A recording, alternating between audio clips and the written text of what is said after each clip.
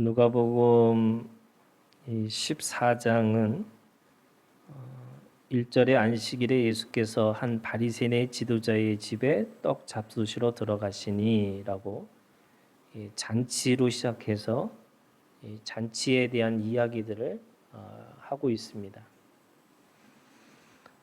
지난주에 잔치에 관한 두 가지 잔치를 했죠.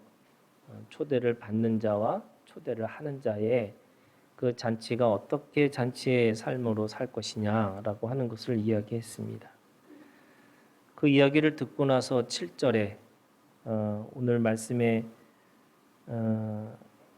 갑자기 15절에 갑자기 한 사람이 두 가지 잔치의 이야기를 듣고 나니까 하나님 나라의 잔치가 있지 않습니까? 라고 이야기한 거죠.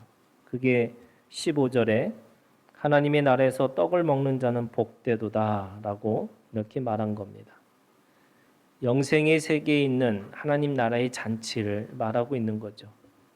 그랬더니 주님은 다시 세 번째, 오늘 이 14장에 있는 세 번째의 잔치의 비유로 하나님 나라의 이 영생의 세계에서 벌어지고 있는 그런 이 세계의 비밀을 우리에게 가르치셨습니다. 그것이 오늘 본문의 말씀이죠. 예수님은 이제 인생의 잔치가 끝났다고 말씀하시면서 그 하나님 나라의 잔치를 비유로 말씀하고 있는 겁니다. 오늘 말씀해 보니까 16절 이르시되 어떤 사람이 큰 잔치를 베풀고 이렇게 시작합니다. 예수님이 세 번째 비유를 말씀하시는 거죠. 이 잔치는 큰 잔치라고 합니다. 그리고 17절의 말씀을 보면 이미 초청받은 사람들이 있었습니다. 잔치가 벌어질 시각에 미리 초청했던 사람들을 다시 종들이 가서 모셔오는 과정을 그리고 있는 겁니다. 초대와 그리고 그거에 대한 초대에 대한 수락 여부는 약속 날짜 훨씬 전에 이루어진 것으로 볼 수 있습니다.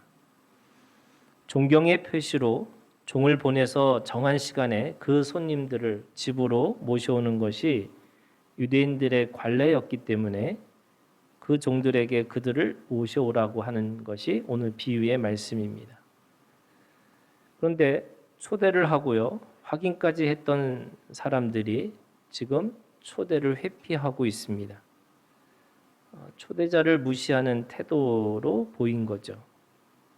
더구나 20절 마지막 세 번째 사람은 이 첫 번째 사람과 두 번째 사람이 양해해달라고 했던 말조차도 하지 않습니다. 더 무례하게 가지 못하겠다라고 아주 단호하게 거절하고 있습니다. 왜 이들은 비유지만 하나님 나라의 잔치에 초대를 받고 가겠다고 수락까지 했는데 왜 번복했을까? 오늘 세 가지 유형의 사람들의 모습을 보여주시면서 세 가지 이유에 대해서 예수님이 이 비유 속에서 말씀하고 있는 겁니다. 초청을 받고 수락까지 했는데 가지 못한 사람들의 모습을 세 가지 유형, 세 가지 이유로 우리에게 말씀하고 있는 겁니다. 첫 번째 있는 그 사는 사람이 뭐라고 얘기하냐면 밭을 산 사람이죠. 내가 밭을 사기 때문에 내가 갈 수가 없다. 오늘 말씀해 보면은 이렇게 얘기하고 있습니다. 18절에 다 일치하게 사양하여 한 사람은 이르되 나는 밭을 샀음에 아무래도 내가 나가보아야 하겠으니. 저는 이 본문을 읽으면서 아무래도 이 말이 참 걸리더라고요. 아무래도 이 밭을 산 사람에게는 여러분 뭐 고대도 그렇고 지금 현대에도 마찬가지고 이 뭐 땅을 샀다, 지금으로 얘기하면 빌딩을 샀다라고 하면 여러분 그게 얼마나 많은 일들이 내포되고 있는지 모르시죠? 모르겠지? 네. 일단 은행에 가서 대출 받아야 되고요. 그거에 대한 뭐 등기도 해야 되고요. 뭐 등록세, 취득세 뭐 여러 가지가 다 걸려 있어요. 그러니까 지금 이 밭을 산 사람에게는 아무래도 이게 할 일이 너무 많이 있다는 것을 알 수가 있습니다. 그래서 아무래도 나가보아야 하겠으니라고 하는 이 말씀이 아주 복잡한 심정을 그대로 표현하고 있는 겁니다. 근데 여러분 이 밭이라는 게 뭘까? 비유잖아요. 이 예수님이 다른 비유는 비유로만 말씀하셨지만 다른 그 해석을 거의 해주지 않으셨어요. 그런데 딱 한 가지 성경에 보면 씨 뿌리는 비유는 말씀을 하시고 예수님이 그것에 대해서 설명을 하세요. 여러분 그 말씀에 보면 밭이 뭐냐면 마음이에요. 그러니까 마음을 사고 그것을 가꾸려고 하는 일을 하는 사람, 이 마음의 밭이죠.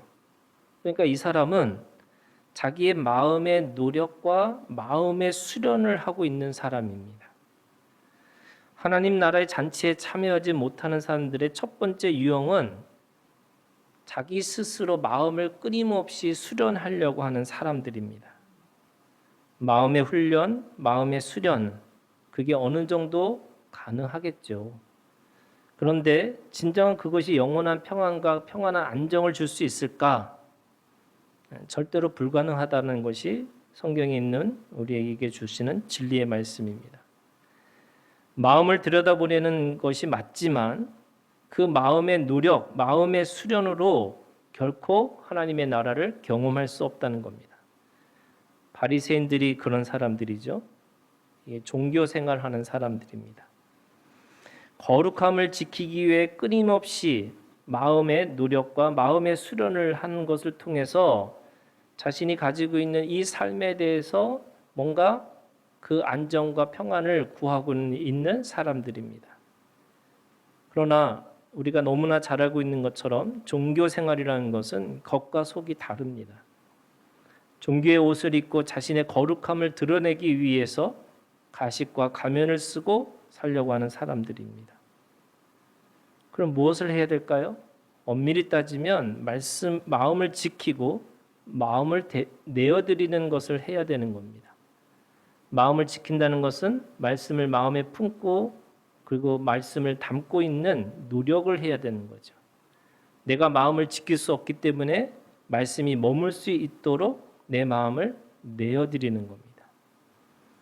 자신의 노력으로 되는 것이 아니라 사실은 하나님의 말씀으로 운동력 있고 생명력 있는 그 말씀을 통해서 내가 온전히 변화될 수 있어야 되는 건데 이 마음의 밭을 가지고 있는 사람들은 자신이 무엇인가 끊임없이 노력하고 애쓰고 그래서 그 거룩함을 지켜내려고 하는 사람들입니다. 두 번째 사람이 있어요. 두 번째는 소 5겨리를 구입하고 시험하러 가는 사람입니다. 이 겨리라고 하는 단어가요. 소 2마리가 끄는 쟁기를 얘기합니다. 그러니까 한 겨리는 소 2마리가 끌고 가는 그걸 이야기하고 있는 거죠.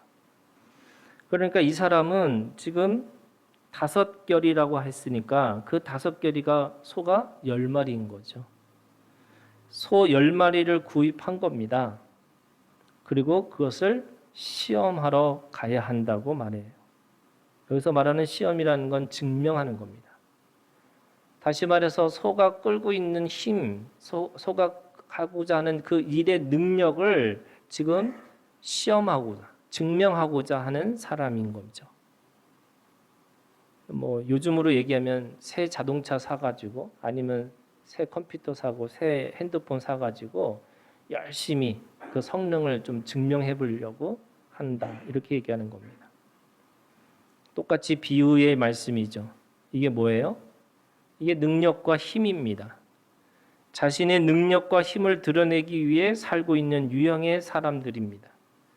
더구나 새롭게 장착된 힘이라면 그 힘을 사용하고 싶어하는 것이 사람의 마음이죠.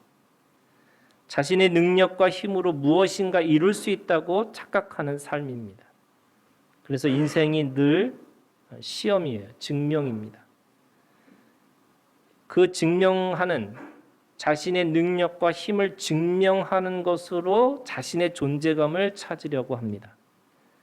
그렇기 때문에 하나님 나라의 초청을 받고 수락했음에도 불구하고 더 큰 능력, 더 큰 자신의 힘을 증명하기 위해서 노력하고 살아가는 인생들이죠.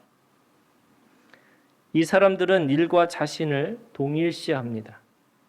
일이 없으면 관계하지 않습니다. 일이 자신의 존재감을 말해주는 것이기 때문에 일을 하지 않아요? 그러면 존재 이유가 없습니다. 하나님 나라의 잔치, 여러분 왜 그렇게 하고 많은 비유 중에 하나님의 나라를 잔치로 비유했을까? 잔치는 먹고 마시는 일이죠. 그 안에서 누군가가 열심히 일을 해야 된다고 생각하는 것이 어떻게 보면 잔치에 참여하는 사람들이 아닙니다. 잔치를 준비하는 사람이죠. 그러니까 자신이 가지고 있는 능력, 자신이 가지고 있는 힘을 가지고 끊임없이 자기가 일을 해야지만 존재감을 찾는다라고 생각하는 사람입니다. 그렇기 때문에 하나님 나라의 잔치라고 하는, 하나님 나라의 일이라고 하면 참여할 수 있을 것 같은데 하나님 나라의 잔치라고 하니까 내가 참여할 수 없다 이렇게 얘기합니다.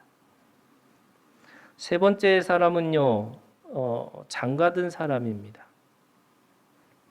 이 두 종류의 사람들은 여러분 부와 연결되어 있어요. 밭이든 이 소든 이 부와 연결되어 있는 거죠. 수련과 노력 또는 능력과 힘, 결국 인생의 시간에 물질적인 부요함과 풍성함을 바라고 사는 사람들입니다. 근데 세 번째 사람은 달라요. 장가든 사람은 율법에 신명이 있는 말씀에 보면 율법에서는 전쟁에 나가지 않도록 빼주는 경우들이 있습니다. 그 정도로 가정과 그 가정의 후손을 이어가는 것은 굉장히 중요한 일이기 때문에 그런 거예요. 성경에서도 중요합니다. 그러나 장가를 들었기 때문에 잔치에 참여를 못한다라고 하는 것은 그것도 양해를 구하는 것도 아니고 단호하게 내가 가지 못하겠다 이렇게 당당하게 말할 수 있는 것은 뭘까? 그는 비유로 똑같이 장가를 들었다라고 하는 이 말씀을 우리가 이해해야 됩니다. 첫 번째는 관계입니다. 이 사람은 관계에 집착하는 유형입니다. 관계에 집착하기 때문에 공적이고 객관적인 세계가 보이지 않습니다. 하나 더 나가면요, 관계 중독이 됩니다. 자기 감정에 사로잡힌 사람들이죠. 이런 사람들을 망상과 허탄한 말을 하는 사람들이라고 성경은 말하고 있습니다. 자기 중심의 관계에 빠지면 하나님의 나라가 보이지 않습니다. 하나님도 자기 감정에 따라 원망하고 불평하게 되는 거죠. 자, 이거를 하나 더 나가면요, 이 관계에 더 집착하게 되면 우상 숭배가 됩니다. 예수 그리스도가 나의 남편인데 그런데 다른 데 장가를 들었습니다. 자기 감정에 취하고 자기 중심의 관계에 빠지면 우리는 자기가 만든 신, 하나님이 만드신 피조물을 자신의 욕망을 채울 수 있는 신으로 바꿔버립니다. 하나님 나라의 잔치의 성격은 원래 혼인잔치죠. 믿는 사람 누구나 그 결혼잔치의 신부로 초대받은 겁니다. 그냥 구경꾼으로 초대받은 게 아니에요. 그것이 영적인 하나님 나라의 잔치입니다. 그런데 왜 단호하게 못 간다고 했을까? 이미 결혼했기 때문에 그런 거죠. 결혼한 사람은 하나님 나라의 혼인잔치에 갈 수가 없습니다. 가면 안 되는 거죠. 결혼 사기가 되는 거죠. 그러니까 마음을 수련하는 자, 마음의 욕망을 품은 자, 마음에 다른 주인을 섬기고 있는 자 다 하나님 나라의 잔치에 참여할 수가 없습니다. 그러나 잔치의 주인이신 하나님은 종들에게 말하고 있어요. 뭐라고 그러냐면 빨리 시내거리로 골목으로 나가서 데리고 오라고. 아니면 그것도 안 되면 길과 산 울타리가로 나가서 강권하여 데리고 오라고 얘기합니다. 그래서 종들이 나가서 그 하나님 나라의 잔치에 초청도 받지 않고 수락도 받지 않는, 그래서 하나님 나라에 데려갈 사람들을 오늘 성경에 비유로 말씀하세요. 첫 번째가 가난한 자들과 불편한 자들과 맹인들과 저는 자들이라고 얘기하고 있습니다. 이들의 공통점이 무엇이냐면 심각하게 결함을 가지고 있는 사람들입니다. 하나님께 저주받은 인생의 시간을 살고 있는 이런 사람들의 유형이죠. 하지만 그들은 초대를 받아 그 잔치에 결국 참여하는 사람이 됩니다. 그들에게는 상한 심령, 통회하는 마음이 있기 때문에 하나님의 잔치에 참여할 수 있는 거죠. 하나님 없이는, 누군가의 도움 없이는 하루도 생명을 연장할 수 없다고 생각하는 사람들입니다. 이들에게는 하루를 연장하고 사는 것이 최고의 복입니다. 하늘의 복은 영원한 거지만 여러분, 하늘의 복은 하루의 복입니다. 그렇기 때문에 매일매일 하나님만 바라보고 살아가라는 거예요. 여러분, 가나안 땅의 축복이 뭐냐면, 가나안 땅은 젖과 꿀이 흐르는 땅이라고 그랬잖아요. 근데 왜 젖과 꿀이 흐르는 땅이라고 했을까? 사실 그 땅은 척박한 땅이고 황무지와 같은 땅이고 도저히 사람이 살 수 없는 그런 땅으로 사람들이 이게 객관적인 그 모습입니다. 그러나 그 속에서 하늘만 바라보고 그 하늘에서 내려오는 늦은 비와 이른 비를 통해서 수확을 얻을 수 있는 땅. 근데 그 땅은 하나님이 약속하신 땅. 그래서 말씀의 젖과 말씀의 꿀로 살아갈 수밖에 없는 땅이 가나안 땅입니다. 그렇기 때문에 그 가나안 땅에 사는 사람은 매일매일 하나님, 하늘만 바라보고 살아갈 수밖에 없는 땅인 거죠. 그러한 자들이 하나님 나라의 잔치에 참여할 수 있다는 겁니다. 두 번째는 길과 산 울타리가로 나가서 강권하여 부를 사람들이 있습니다. 왜 주는 끝까지 사람들을 불러 산 울타리까지 가라고 했을까? 하나님의 잔치의 비밀이 여기에도 있는 거죠. 하나님 나라의 잔치는 반드시, 여러분, 반드시 만석으로 채워져야 되는 거예요. 그렇기 때문에 내 집을 채우라고 말씀하십니다. 그 어떤 한 자리도 그냥 넘어갈 수가 없는 그런 하나님 아버지의 마음이 있다는 거죠. 그렇기 때문에 성 밖으로 나가서 부릅니다. 이들은 누구냐면 외인이고 이들은 이방인이죠. 이들은 하나님으로부터 저주받았다고 생각했던 사람들입니다. 하지만 하나님은 이들을 불러서라도 그 잔치의 사람들로 채우기를 원하셨습니다. 하나님의 사랑이죠. 한 명이라도 더 구원하시기를 원하시는 거예요. 14만 4천 명이라고 하는 것은 완전의 12의 완전의 12, 거기에 하나님의 숫자인 1000을 곱해서 14만 4천 명이에요. 하나님은 모든 것에 하나님의 완전한 사람들을 구원하기를 원하시는 거죠. 하나님의 잔치는 그런 의미에서 지금도 열려 있습니다. 하나님 나라에 초대를 하고 그 모든 사람이 그 집에서 함께 먹고 마시기를 원하고 계시는 겁니다.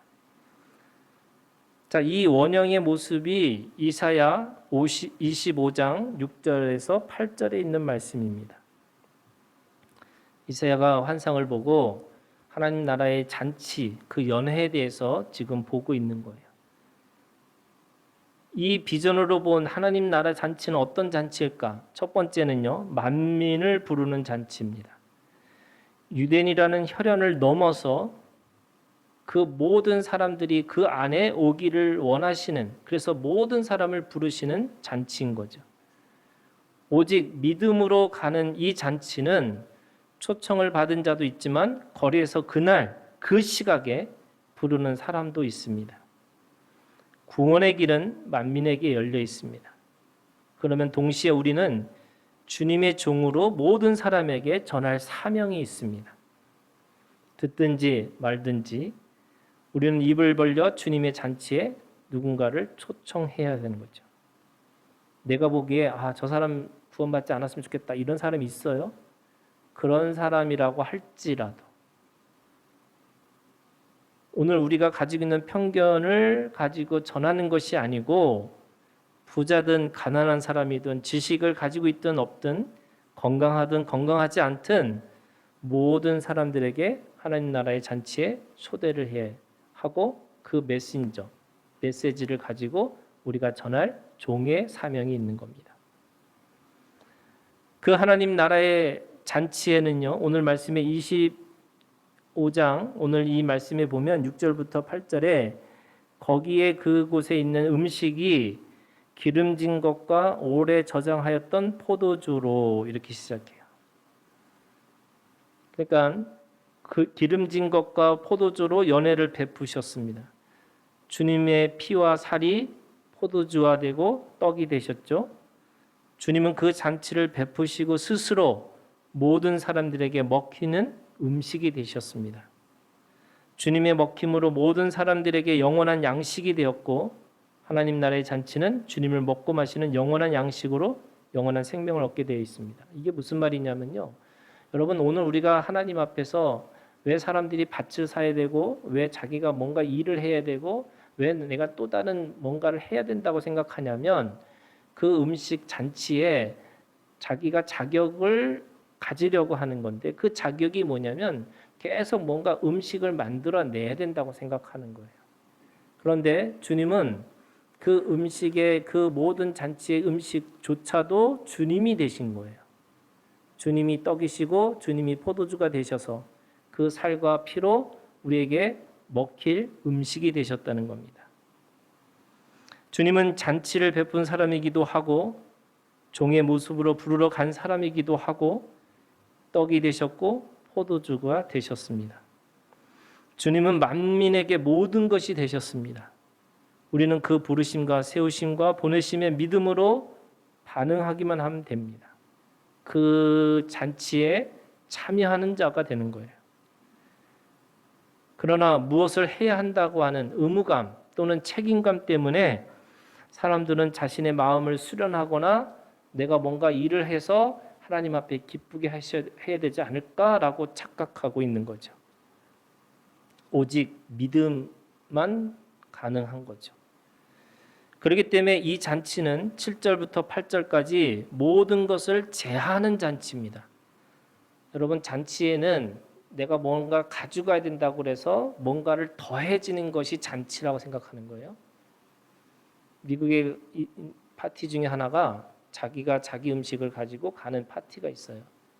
그래서 내가 뭔가를 가져가야지만 그 잔치가 더 풍성해질 거라고 생각하는 거예요. 그런데 이 잔치는 없애는 잔치라는 거예요. 더해지는 잔치가 아니고 없어지는 잔치라는 거예요. 그럼 뭘 없애느냐? 오늘 7절부터 8절에 있는 말씀에 보면 얼굴을 가린 가리개는 뭐냐면 장례식 때 쓰는 얼굴 가리개입니다.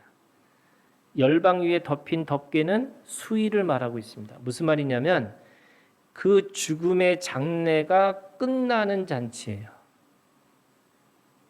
그 잔치는 가서 우리가 먹고 마시면서 더 이상 죽음이 없다라는 것을 선언받는 잔치인 거예요. 내가 죽음을 없애기 위해서 내가 스스로 뭔가 막 노력해서 가는 잔치, 뭔가 내가 자격이 되는 잔치가 아니고 그 잔치에 참여하는 자는 무조건 하나님께서 그에게 모든 것을 제하여 주신다는 거예요. 그래서 눈물을 씻기는 잔치입니다. 더 이상의 고통과 슬픔도 그 잔치에 참여하는 자에게 슬픔, 눈물을 씻겨주는 잔치라고 말씀하고 있습니다. 그래서 영원한 평안과 기쁨이 시작되는 잔치죠. 뿐만 아니라 이 잔치는 자기 백성의 수치를 제하는 잔치입니다. 영원한 영광이죠. 더 이상의 모욕과 수치는 없을 거라고 말씀하는 거예요. 그래서 저는 자와 맹인과 가난한 자와 그들이 가서 그 잔치에 참여하기만 하면 그들이 가지고 있는 그 모든 결핍이, 그들이 가지고 있는 부족함이 예수 그리스도를 통해서 채워지는 역사를 경험하는 겁니다. 그런 의미에서 여러분 하나님 아버지의 마음을 아셔야 되는 거예요. 내가 주님과 함께 먹고 마시는 그 잔치에 참여하기를 원하시는 하나님 아버지의 마음이 내 집을 채우라고 하는 신앙입니다. 예수 그리스도의 사명을 오늘 우리에게도 주셨습니다. 뿐만 아니라 하나님이 베푸신 새로운 잔치에 초대를 하고 주님의 집을 채우는 목도 우리에게 주셨습니다.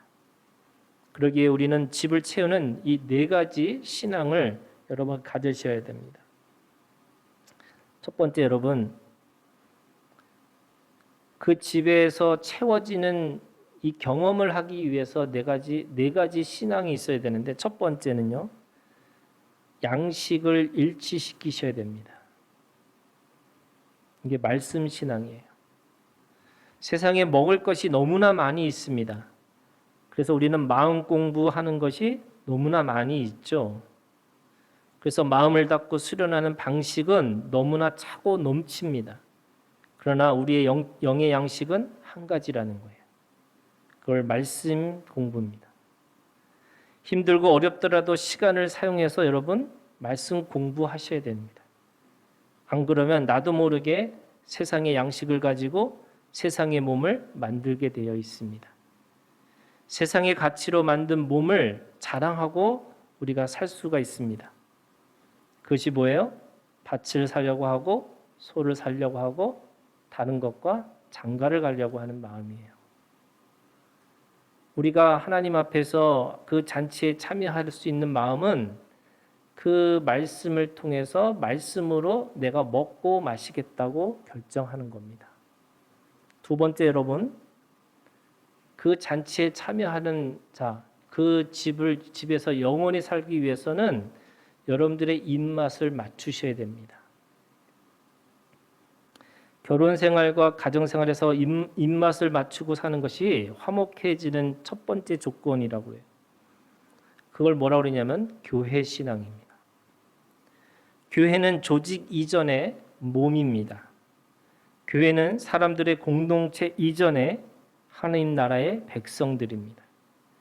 그렇기 때문에 조금 달라도 우리는 그리스도의 몸을 만들기 위해 하나님 나라의 백성으로 살기 위해 서로가 맞추고 살아야 합니다. 특별히 그리스도의 입맛으로 우리가 맞춰져야 하는 거죠. 하나님은 골수가 가득한 기름진 것과 오래 저장하였던 맑은 포도주를 준비해 두셨다고 하셨어요. 모두가 맛있는 음식이라고 하는데 꼭 그런 사람이 있죠. 나는 이 맛이 아니라고. 그러니까 다른 맛을 구하고 살아가는 사람들이 있어요. 여러분, 교회에서 세상의 맛을 내야 한다고 생각하는 사람들이 많이 있습니다. 그래서 비교하고 경쟁하기를 원해요. 없는 자는 빼앗고 있는 자는 더 가질 것을 요구하는 것이 가장 성경적인 거라고 얘기합니다. 그러나 하나님의 말씀, 여러분, 저는 성경을 읽으면서 늘 하나님 말씀을 받았던 충격 중에 하나가 하나님의 말씀은 너무나 순한 맛이라는 거예요. 음식의 재료가 되는 그 원재료의 본래의 맛을 추구하고 있다는 거예요. 그래서 우리가 끊임없이 뭔가 변화된다라는 말은 도대체 뭘까?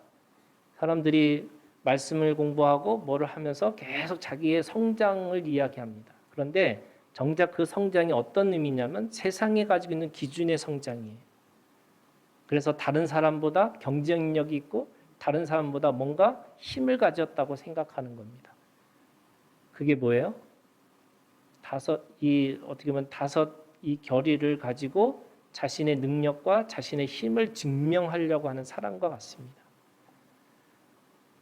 어쩌면 신앙생활이라는 거, 우리가 교회 생활이라는 것은 가장 밋밋한 삶일 수 있어요. 또 그 밋밋한 그 삶 속에서 내가 뭔가를 내 성장이 안 되니까 더 성장될 수 있는 걸 찾으려고 하는 사람들이 있습니다. 여러분, 대부분이 그런 사람일수록, 이게 성장을 인위적으로 하려고 하는 사람일수록 사실은 하나님 잔치에 참여할 수가 없는 거죠. 본래의 맛의 신앙이 여러분 자원함입니다. 교회 신앙의 기본은 자원함으로 오는 것이죠. 그럴 때까지 기다려야 합니다. 여러분 가끔 하나님께서도 강권할 때가 있어요. 그러나 그것도 억지로 끌고 오기보다는 사실은 그 강권이라는 것은 말하는 겁니다. 한 번 더 말해주는 거예요. 이것이 교회 신앙으로 입맛을 맞추는 과정입니다. 교회 신앙의 기본의 맛은 여러분 자원하면서 동시에 가장 중요한 교회의 맛이 뭘까? 사실은 예배입니다. 사람들은 굳이 지금 이 코로나 이후에 사람들이 예배에 대한 고민들이 많이 있어요. 교회마다 다 고민입니다. 그런데 왜 예배가 인터넷 이상의 의미가 있을까? 우리가 함께 모이는 것이 왜 중요할까? 그것은 서로의 가지고 있는 공동체성, 서로 우리가 가지고 있는 몸이라고 하는 것을 경험하는 것이 여러분 예배입니다. 그래서 단순하게 지금 어떻게 보면 개신교 이후에 이 목사의 설교가 가장 예배의 중심인 것처럼 보이지만 사실은요 예배 자체가 목적입니다. 우리가 함께 모여서 찬양하고 기도하고 함께 말씀을 나누는데 그 속에 주님이 함께 계실 뿐만 아니라 우리가 함께 서로 얼굴과 얼굴을 바라보면서 함께 한 지체임을 경험하는 것이 예배입니다. 그래서 이 입맛, 어떻게 보면 신앙의 맛을 잃어버리는 순간에 사실은요 우리가 함께 하나님 나라의 잔치라고 하는 그곳에 같이 들어갈 수가 없는 거죠. 모세 이후에 이 아브라함으로부터 시작되는 그 믿음의 계대가 왜 모세로부터 완전히 다른 형태로 띄어지게 되냐면 그것은 모세가 공동체를 이뤘기 때문에 그런 거예요. 그래서 사람들은 신앙을 개인 구원이라고 얘기를 해요. 내가 잘 믿어야지 천국 간다고 생각하는 건데 하나님은 개인의 구원뿐만 아니라 개인의 성숙뿐만 아니라 모든 한 사람 한 사람들이 그리스도의 몸으로 함께 자라나기를 원하고 계시다는 거예요. 이것이 오늘 우리에게 주시는 이 시대를 살고 있는 생명의 비밀 중에 하나입니다. 우리가 힘들고 어려울 때마다 사람들이 결정하는 게 뭐냐면 나 혼자 있기를 원하는 거죠. 그런데 여러분 그 마음의 가장 깊은 속에는 사실 온전한 연합과 온전한 하나님 앞에서 결합되어지고자 하는 사람들의 마음이 있어요. 저는 그것이 어디서 이루어지느냐? 예배입니다. 우리가 함께 예배드리고 함께 한 곳에 한 말씀을 들으면서 서로의 입맛, 하늘의 맛을 우리가 함께 경험하는 사람만이 우리가 세상을 살아가면서 한 지체로 한 공동체의 사람으로 같이 우리가 살아갈 수 있는 거죠. 그런 의미에서 예배는 공동체성이 있는 거고요. 함께 모여서 듣고 반응하는 서로 간의 지체의 마음들이 있습니다. 그래서 성경은 우리에게 모이는 것에 힘쓰라라고 얘기하는 거죠. 그 모이는 것이 예배하고 찬양하고 기도하고 함께 말씀을 듣는, 그래서 서로의 입맛을 맞춰가는 과정이라고 말씀하고 있습니다. 세 번째는 주님과 함께 먹고 마셔야 합니다. 모든 그 주님의 하나님 나라의 잔치의 주인공은 주님이시잖아요. 그래서 주님과 함께 하는 자리여야 하는 거죠. 우리가 잊지 말아야 할 것은 주님과 함께 먹고 마시는 신앙입니다. 그게 몸의 신앙이죠. 몸이 그리스도의 몸으로 변화되는 것이 신앙생활입니다. 주님의 양식을 먹고 입맛을 맞추면 우리의 몸은 자연스럽게 신토불이죠. 하나님 나라의 체질로 변화되는 겁니다. 내가 먹고 내 입맛으로만 살면 주님의 몸을 만들 수가 없습니다.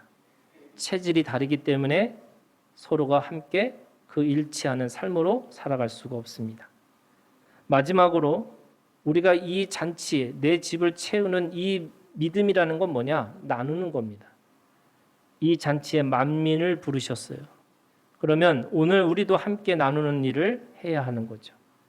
주님의 집을 채우기 위해 다른 사람들에게 이 영원한 양식을 나눠줘야 되는데 주님이 우리에게 그 모든 것을 다 하셨던 것처럼 오늘 우리도 예수 그리스도의 삶으로 살기 위해서 내가 피가 되고 내가 살이 되어서 누군가에게 먹히는 인생이 되셔야 되는 거고 또 그 누군가에게 기꺼이 나눠줄 수 있는 삶으로 사셔야 된다고 말씀하고 있는 겁니다. 저는 요즘에 이 욥에 대한 말씀을 사람들한테 많이 하거든요. 여러분 욥은 42장 가기 전까지 쫄딱 망한 사람이에요. 그런데 그 쫄딱 망한 상황 속에서 욥이 새로운 걸 깨달았어요. 어떤 걸 깨달았냐면 듣는 말씀에서 보는 말씀으로 바뀌었어요. 들리는 하나님의 말씀이 보이는 말씀이 됐어요. 그게 무슨 뜻이냐면 자기가 가지고 있는 보이는 것이 뭐였냐면 없다는 거예요. 나 이것도 없고 이것도 없고 그리고 원래 가졌던 걸 이거 잃어버리고 다 잃어버렸다는 거예요. 그래서 42장까지 친구들이 와서 계속 뭐 하고 있냐면 너 잃어버린 게 하나님 앞에 너 잘못한 게 있다. 너 죄가 있다. 이렇게 얘기한 거잖아요. 그래서 그 인생이 뭐냐면 변명하는 인생이었어요. 내가 왜 이렇게 망했는지에 대해서 계속 변명하는 거예요. 그리고 변명하다 못하니까 어떻게 하냐면 하나님 앞에 원망합니다. 왜 하나님 왜 이렇게 나를 이렇게 고통 속에 집어넣으셨습니까? 그런데 어느 순간 깨달았어요. 뭘 깨달았냐면요. 내 몸에 내 이 정말 상하고 지친 이 몸에 주님이 함께 계시다는 거였어요. 내가 뭔가 잘 나가고 부자가 되고 힘이 있을 때 그때 하나님 계시다는 것은 알고 있었는데 지금 이 순간 다 쫄딱 망한 속에서도 하나님이 나와 함께 하신다는 걸 깨달은 거예요. 여러분 근데 깨닫는 걸로만 끝난 게 아니었어요. 어떤 거였냐면 친구를 위해서 대신 제사를 드립니다. 자기는 없는 사람인데 없기 때문에 나는 그렇게 할 수 없는 사람이라고 생각했는데 그 욥은 친구를 위해서 대신 제사 그 친구의 죄예요. 내 죄가 아니에요. 친구의 죄를 위해서 내가 제사를 드려줍니다. 뿐만 아니라 친척들을 다 불러서 잔치를 합니다. 나아진 거 하나도 없어요. 변화가 된 게 없어요. 그런데 다 불러서 잔치합니다. 근데 사람들이 변화가 뭔지 아세요? 뭔가 벌었나 보다. 뭐가 있나 보다. 그래서 친척들이 가지고 오는 게 뭐냐면 다 하나씩 돈을 가져와요. 그게 성경에 있는 말씀이에요. 아무것도 없는 사람이 있는 것처럼 잔치를 베푸니까 사람들의 변화가 있는 거예요. 똑같은 어찌 보면 쫄딱 망한 그 현실 속에서 그 사람이 더 이상 내가 없는 사람이라고 인정 안 하고 내가 있는 것, 예수님이 나한테 주신 것에 대해서 기뻐하니까 누군가를 위해서 내가 대속의 사람이 되고 누군가를 초청해서 잔치를 베푸는 사람이 된 거예요. 그러고 나니까 기적이 일어나는 거죠. 저는 오늘 우리가 하나님 앞에서 이 나누는 삶이라는 건 사람들이 다 가지고 있다는 건데 여러분 예수 그리스도 믿는 사람에게 나눌 수 있는 능력이 있다는 걸 여러분 믿으셔야 돼요. 내가 뭔가를 소도 가지고 밭도 있어야지만 나눌 수 있는 사람이 아니에요. 여러분 없는 사람이 더 나눌 수 있는 거 아시죠? 이게 백수의 미학이에요. 백수의 미학을 모르시죠? 여러분 시간 많은 사람이 누군가를 도와줄 수 있고요. 시간 많은 사람이 누군가를 위해서 기도해 줄 수 있고요. 시간이 많은 할 게 없는 사람이 누군가에 가서 같이 옆에서 우는 자와 같이 옆에 앉아서 울어줄 수 있는 거예요. 바쁜 사람은요. 못한다니까요. 다들 얼굴이 안 믿는 얼굴이지만 여러분 백수의 은혜가 있기를 주님의 이름으로 축원합니다. 아무리 바빠도 여러분 그 백수의 마음을 가졌으면 좋겠어요. 우리 이 현대 사회에서 이 현대인들에게 시간이 남는다는 건 시간이 돈인데 이게 너무 아깝다라고 생각하는 건데 그럼에도 불구하고 여러분 우리가 함께 옆에 있는 사람 볼 수 있는 마음이 있으셔야 돼요. 누가 어떻게 사는지, 누가 어떻게 먹고 사는지, 누가 어떤 마음을 가지고 사는지 저는 옆에 있는 사람들에게 이 나누는 마음으로부터 시작돼야지만 하나님 나라의 잔치에 우리가 함께 참여할 수 있는 하나님의 초대자가 되고 또 하나님의 그 진짜 그 참여하는 집을 채우는 자가 되는 줄을 믿습니다. 여러분 이 믿음이 있기를 주님의 이름으로 축원합니다. 기도하겠습니다.